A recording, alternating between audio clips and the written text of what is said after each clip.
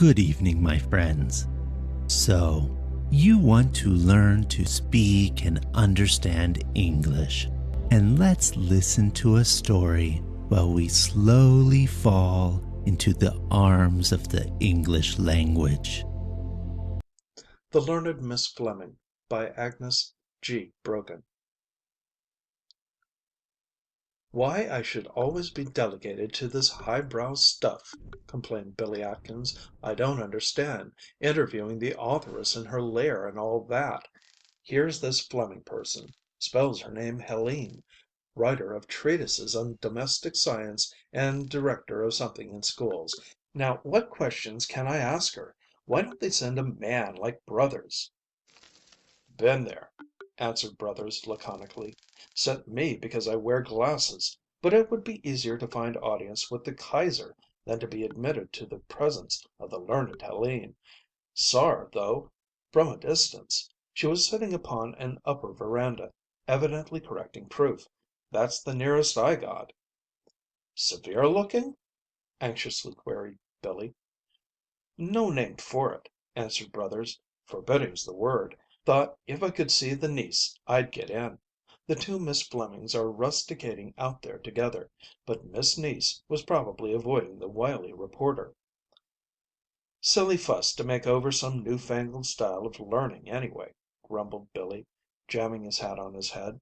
"Well, here's to my success and promotion. The stubborn authoress shall be hunted down." "Look out she doesn't mistake your attentions for intentions," called Brothers, as a parting shot.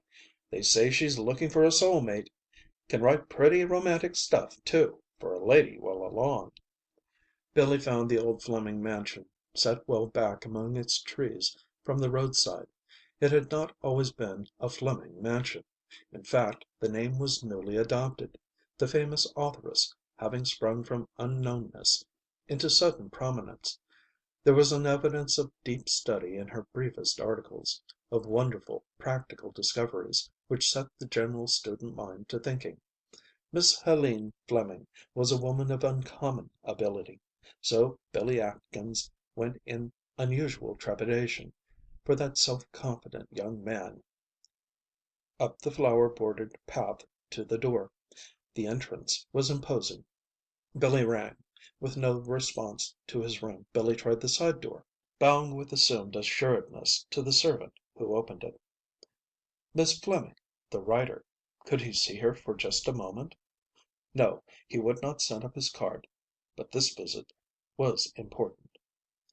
Miss Fleming was too busily engaged to see callers.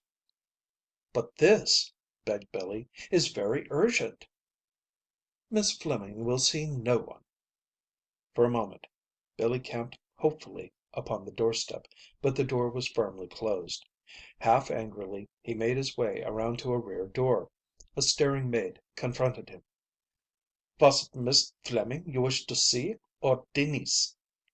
"Oh, either one," he answered hastily. It had occurred to him that the niece might be persuaded to act as envoy to the very difficult aunt, and Billy prided himself upon his persuasive powers with young women. "In de garden there," directed the maid. "She's out there somewheres by de wall." So Billy started, whistling, to encircle the rear garden wall. High upon one post at last he discovered a huge yellow cat, and high upon the corresponding one perched a very pert looking young woman. Perhaps his first impression of pertness was caused by the girl's swinging heels, which clicked against the garden wall in tune to her humming voice, and to a certain rakish angle, maybe, of her bright red hat. "How do you do?" said Billy easily. After a brief scrutiny the girl stared over his head. Billy laughed. "Allow me," he explained, "to both apologize and introduce myself. I came primarily to see Miss Fleming, but—" He paused eloquently. "Miss Fleming is not to be seen. Therefore, the matter being urgent, I take it upon myself to seek out and enlist the assistance of her young niece. Please." Billy held out an ingratiating hand. "Be a good girl and come down and help me out." "The good girl?" regarded him contemptuously, then turned and deliberately addressed the yellow cat. "Peter," she said, "how old do you suppose this callow youth takes us to be?" Peter continued the toilet of his paws. The youth referred to answered in self-defense. "From the length of your dress and the look in your eyes, I should take you to be about 16." "Dresses are worn very short this year," she returned. "Full grown women, in my experience," Billy told her, "are not found perched upon gate posts with cats for companions." "The companionship of a yellow cat," the girl answered vindictively, "is a relief after the persecution of a lot of brainless reporters." "Whew!" Billy whistled. "I'm one of those." The girl swung her heels. "I knew you were," she said quietly. Uninvited, Billy seated himself upon a bench facing the little figure on the wall. His face fell gloomily. "If you knew what this assignment meant to me," he said, sighing. "How I've counted upon it. Just because your aunt is so determined in her refusal to be interested, it will be a big thing for the man who accomplishes it. You could help me out, if you would. Just ask her to see me. That would be a simple thing for you to be, and it might mean so much to me." The girl wrinkled her brows perplexedly. "Do I understand this to be an affair of the heart?" she mocked. "If so, Miss Fleming might not be entirely obdurate. She has been quoted by one of your papers as searching for a soul mate. So if that is the case—" The girl slipped gracefully down from the wall. "The Lord forbid!" ejaculated Billy. "I'm pretty anxious for this interview, but not desperate enough to propose to a female encyclopedia in order to get it. Pardon me," he added hastily, "I forgot she was your aunt." The girl waved her hands. "Oh, don't mind us," she said sweetly. "We're used to reporters. That's why we like yellow cats." Billy's lugubrious face brightened visibly as he looked at her standing before him. "You are a good deal older than you seemed up there upon the wall," he conceded. The girl nodded. "Yes," she repeated seriously, "a good deal older." For a moment she stood studying his good natured, disappointed face, then impulsively seated herself at his side. "Maybe," she suggested, "just maybe, you know, I could answer a few of those questions of yours without disturbing my aunt." "You?" Billy's brows went up incredulously. She nodded. "I always go over my aunt's copy as it comes from the machine." Breathlessly Billy grabbed at pencil and paper. "It's a confounded subject to get at," he said apologetically, "but I'll do my best from these instructions." "Let's see," interrupted the girl, and in a moment it was her pencil that was flying across the pages of Billy's notebook.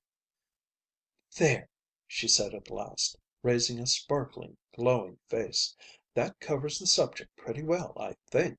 And now," with a childish movement she held the book behind her back, "promise before I give it to you, solemnly promise that you won't open this, won't read a word of it, till you are back in the office." "It's some trick then," said Billy, sadly. "I knew it was too good to be true." "Promise," demanded the girl. "My hand on it," she added quickly. Billy glanced into the teasing, tempting eyes, down at the little proffered hand, then surrendered. "Cross your heart," laughed the girl. "Cross my heart," said Billy. Over the soft hand he held close in his own he saw suddenly a woman's erect form approaching, a woman with fine, intelligent features and white, severely brushed hair. Blushing confusedly, the girl withdrew her hand, leaving in its place the reporter's book. "Auntie," she said, "I'll be with you directly." "Good bye," she added meaningly, as with new hopefulness Billy waited. "Good bye," the girl repeated, and, picking up her yellow cat, passed swiftly through the garden gate. Dazedly, Billy glanced after them. "The witch!" he muttered. "What nonsense has she scribbled in that book? Nothing to do with the case, of course. Billy Atkins, you've been cleverly disposed of, and just when you might have landed real copy." But there was his promise. Jove! He could still feel the firm clasp of that little hand. A very pleasant and heretofore unknown sensation trembled about the region of Billy's honest heart. "Jove!" he murmured again, and laughed softly. "What luck!" cried brothers, as Billy tried to pass unseen into the seclusion of his office. He must read her message alone. Half an hour later he rushed about wildly, his voice triumphant. "What luck?" he cried. "What luck? Well, just about the best ever. Full and comprehensive article. Personal touch, too, because it was written by the lady herself." "Oh, come off," jeered brothers, but Billy was back in his room, reading again a personal postscript. "You're to be congratulated," he read, "upon having this enlivening article direct from the pen of the author, for poor little I am the author. Aunt is only my amanuensis. I couldn't help it, could I, because you got us mixed? I'm doing this to make up for my disagreeable remark as to the preference for cats, and here's hoping for that promotion. Yours, Helene Fleming." Billy closed his eyes in smiling reminiscence, then rushed to the phone. "May I come out tonight?" he begged his unseen listener, "to try at least to speak my gratitude?" There was silence for a moment. "Unless," he added humbly, "you still have a preference for yellow cats." "If," answered Miss Fleming sweetly, "you can overcome your aversion to a female encyclopedia." "Coming now," cried Billy. "Right o!" laughed the learned Helene. The hours seemed long to Billy while waiting for his watch to tell him that it was a proper hour to call. He took it out so often that once he thought it had stopped and put it to his ear to test it. But when the hand stood at 7:30, the time he had set for starting, he began a journey that should have taken twice the time he gave it. The days were still long, and he was informed that he would find the authoress where he had met her before, in the garden. There he went, and there we leave them. End of The Learned Miss Fleming, by Agnes G. Brogan.